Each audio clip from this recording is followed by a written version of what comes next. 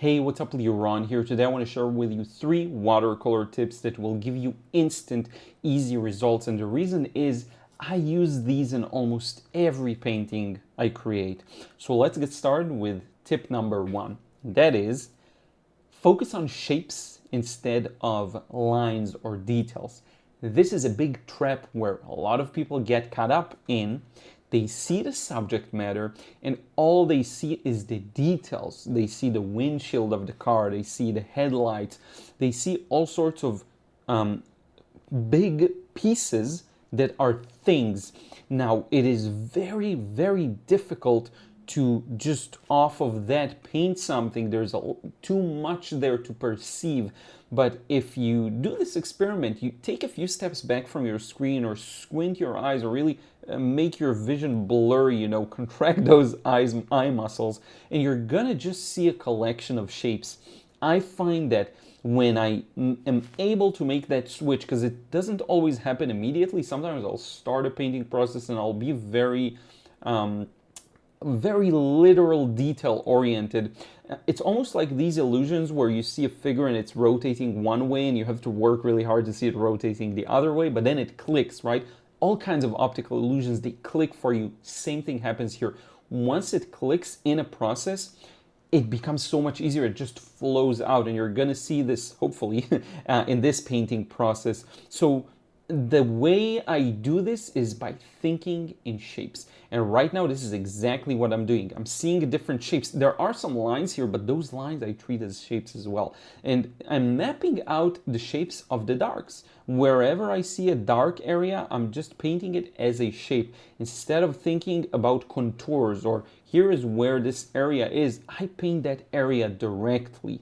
And by doing that, what often happens is, if you ever had this experience for yourself or looking at someone else's painting, suddenly the details appear of their own accord. You don't have to paint the details for them to appear. You paint the shapes and the details just inevitably, as a byproduct of that, come out. And it's such a cool phenomenon. So now I'm starting to build in the mid values. There's this beautiful shadow on the hood of the car, and what I'm doing is mixing that approximate greenish blue. I don't care too much about the colors because it's relatively muted anyway. I'm okay if I'm getting it in the ballpark. And look at these beautiful shapes once again. These lovely areas that I carefully fill in, and I'm just filling it. It's like almost like a coloring book, but I'm painting the shape directly. You see, my brush work is very sloppy compared to maybe other artists or maybe people who are more into the very highly realistic results. But what I find, and you may relate, is this is a big struggle for those who seek freedom in their paintings and want to paint loosely. It's very hard to mechanicize the process. That's not a word I know, but make it a mechanic. This is the shape I'm filling in, and still preserve that sense of freedom and joy. So instead, I see a shape, I paint a shape. I see a dark shape, I paint a dark shape. The trick is, can you postpone your gratification where things right now on paper, it's still not connected, right? I'm putting this dark line and I'm putting in the lines for that grill slowly but surely, but it's still something is missing. What is missing? A lot of things, and I can detail them for you, but it's missing. So of course, the immediate result is not going to be there. And by the way, I will share with you soon a process where it's very immediate, more than this. But this is as direct as you can paint, and still takes a couple of moments for it to appear, right? I'm adding the shadow under the car, and I'm going to connect it with the ground to the side.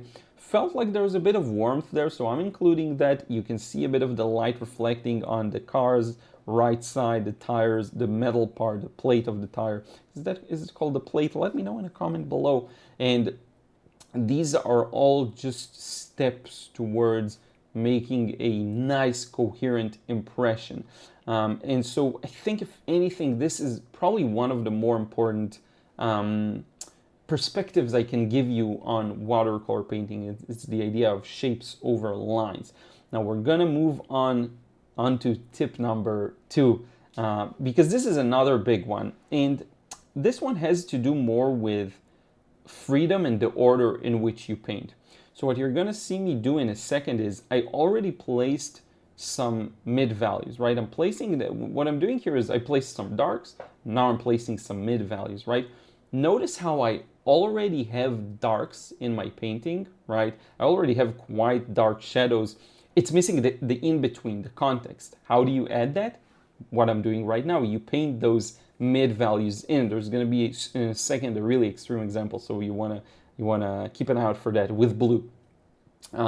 So you fill in those gaps, basically you paint, and a lot of people are scared of that, and I wish I would know this earlier, that it's perfectly okay to paint with wet paint over an existing dry dark wash. It is okay as long as you're using decent paper. It's not going to reawaken it, and even with bad paper it sometimes works. So check it out. I'm going to add the reflected sky on the hood of the car, and I'm just painting it above those shapes that are already there. I'm painting with a wet wash over a darker wash. It could be a very dark wash, or it could be a darker wash, like in this example, and things are fine, things are working. So the painting process, what order you choose to paint stuff at, right? There's an endless number of ways you can approach it. You can go light to dark, you can go dark, mid-value, light, first light, then dark, first dark, then light. You can paint in different sections. You have as many options as there are artists out there. The key is finding the thing that drives you and inspires you and is fun for you. For me, I find great joy in placing down some of these shapes first, some big shapes that pop to me, that are very clear to see. And once I have those in, I can fill in the blanks and go ahead and maybe add. Sometimes these shapes, these first shapes I'm putting, are dark. And because these are the shapes I recognize, despite them being dark, I just place them there. I don't have to work from light to dark. Check out this paint I'm putting. That's going to give you a hint for tip number 3, which is another big one. We will keep that for a second, for later. Let's go back to the second tip. This is huge, and once you realize you can go by whichever order you prefer, it's a game of only one thing, and that is finding what drives you, what inspires you to paint, what makes it fun for you, okay? And so many people just don't allow themselves that. I'm your reminder here. Just go ahead and paint in whichever order you love, because here's what's going to happen if you do that, right? And you may not know what you love. It's about experimentation. What will happen is you'll start with the thing that somehow you're able to do, that kind of inspires you, kind of you're okay with. Then you're going to notice one more thing, and you're going to do that. Then you're going to notice a cool detail you like, and you paint that. Where most people fail is like, I have to first paint this, I have to first paint that. There's an order, and they lose that freedom. But if you allow yourself that freedom, if you're able to somehow find it, right? Not always will you be able to find it, but if you're able to find it a couple of times, you'll be shocked at how it's a snowball. It just keeps going. I'm not talking long-term snowball. I'm talking about while you're in the middle of the process, it's going to feel like a snowball. So now, before we head over to tip number 3, let's put in some of the darker darks, some richer darks. And look at how, again, I'm not bound by what I'm seeing in the reference photo. I am expressing how I'm seeing the shapes. With all the inaccuracies, if I truly want to, I can work at a slower process, at a more calculated process, work with a more detailed sketch. I don't need to do that here because I don't really care for that for this particular painting. I love that immediacy. So I'm not bound what you're seeing to the left. I'm just painting things as they feel. A lot of times people ask me, well, how do you know what color to use? How do you decide on these things on a whim? So often it's just on a whim. It's just whatever I feel like, I just go with that. Starting with a bit of carbazole violet and slowly adding a bit of quinacridone burnt orange to start creating a background. Now the background is muted, it's more gray than that, but I'm starting with a bit of a color so that I can place on top of that other colors and neutralize it. Now I want to show you tip number 3. You can paint and design shapes and add details both with darks and with lights. So what you saw me do earlier is putting in those beautiful yellow and red details with quite opaque paint. This opaque paint, whether it's watercolor or gouache or acrylics, whether you're doing a mixed media approach or you're just sticking to watercolor, because some watercolor paints are more opaque than others, it is perfectly fine to use the vast variety of different colors with different properties that you have to paint. It is perfectly okay to use a dark color and then a light color, and then a light color that's maybe opaque, and I'm going to show you right here. We have a car in the background, and I'm starting to place that car in, I'm starting to place some details in, but now there are a few light shapes that I painted over, right? Because who can start doing the negative painting around? When you paint this freely, you're just going to lose some of these highlights, and I don't care for them. So here's what I'm doing. I'm using a bit of designer's gouache in this example. It's just white, permanent white gouache Winsor Newton, and I'm mixing it with my Pyrrole Scarlet to make some nice red highlights on top of the car. And then I'm going to switch over to just white, just designer's gouache white, and I'm painting the car that's behind that red car. And I'm looking at the shapes and I'm just painting them. So almost like an acrylics process, almost like an oil process, only a very extreme wet and wet kind of version of that, which can be done also wet on dry. It doesn't matter. I could let the background dry. It doesn't matter. You can design your shapes with either light colors or dark colors. It is perfectly okay to design a shape with light over dark. Watercolor is not just bound to just working light to dark and leaving the highlights behind. You don't always have to do that. You don't always want to do that, and you won't always succeed in doing that. It's perfectly okay to add those details later on. In fact, if you give yourself free roam to just do whatever you want, that's often how you find your uniqueness. That's how you find the thing that people will start commenting on your paintings. You know, I'm looking at it and I could tell it's yours.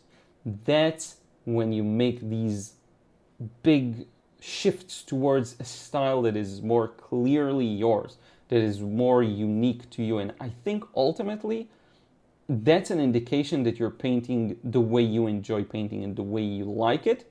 And it's going to set you apart from everyone else. You're not going to be like a version of another artist. And I think for those who really aspire to get results they love, that is almost an inevitable part of that path, right?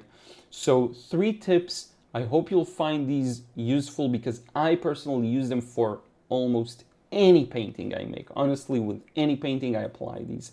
If you want to learn how to paint like this, how to find your freedom, how to be set free, be sure to check out the frustration-free watercolor course. It was designed to solve this one big problem I keep hearing about from my followers. If your paintings are rigid, if they're stale, dull, boring, gray, just dead feeling, that there's no flow, they don't feel like watercolor, this course is for you. If you're a beginner, this course is for you. If you're an intermediate, this course is for you. It's about 4.5 hours of content, about 20-something lessons. I think you'll find it useful online. You watch the videos at your own pace, lifetime access. Link in the description box below. Thank you so much for watching. I want to thank everyone who supports me over on Patreon. If you want to become a supporter and get credits at the end of the videos, be sure to check that out too. And I'll talk to you again real soon. Take care.